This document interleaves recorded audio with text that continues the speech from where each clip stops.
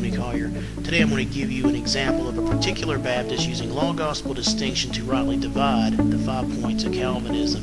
After teaching the first point, particular Baptist David K. Mattingly correctly writes the following, and I quote, "I stated at the outset that the 5 points systematically and harmoniously come together as biblical teachings concerning the salvation of sinners. It remains for us to provide a message of good tidings of great joy, Luke chapter 2 verse 10, to those who are heavily burdened by sin. Such a message will be found in the other 4 doctrines," end quote. The collected works of Elder David K. Mattingly, edited by Larry Hell, found on page 7. Mattingly has correctly identified total depravity as law, while the other 4 points are clearly gospel. This is an important distinction, for many here on YouTube are completely rejecting law-gospel distinction, such as 1689Baptist, Blogrich55, and Clausewitz777. Now, those who reject law-gospel distinction claim that the law should not be separated from the gospel, but that it should be mixed in with it. They wish to teach justification by faith and works.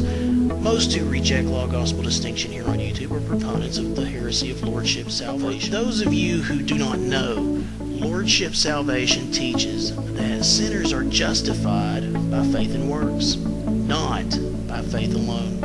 Now in this video, I want to emphasize how particular Baptists have always insisted on law-gospel distinction.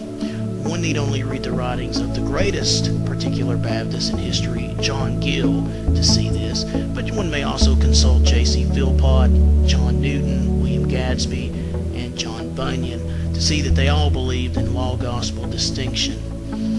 Why, one may even look up Charles Spurgeon and find out that he might have preached a sermon or 2 on law-gospel distinction, but that might cause some of you to study, and some of you are not too keen on that.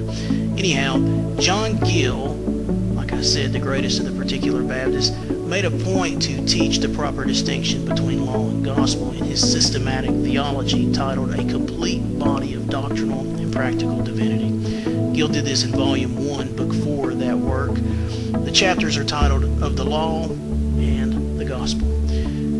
Gill also distinguishes the different senses the term gospel is used in Scripture. Gill tells us about the gospel in its wide and strict sense. This is something the heretical YouTube users such as 1689Baptist, Blogrich55, and Clausewitz777 utterly deny.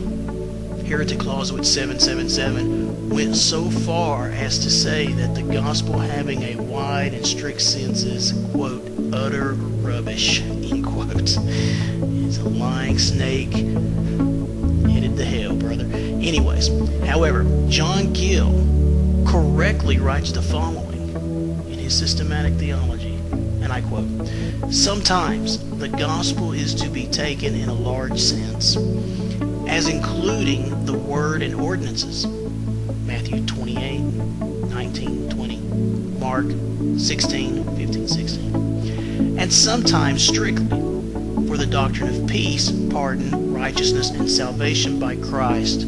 Hence, gospel ministers who bring good tidings of good are said to publish peace and to publish salvation," end quote. Again, that's from A Complete Body of Doctrinal Practical Divinity, volume 1, page 531. Hey, go read Gill for yourself. God bless.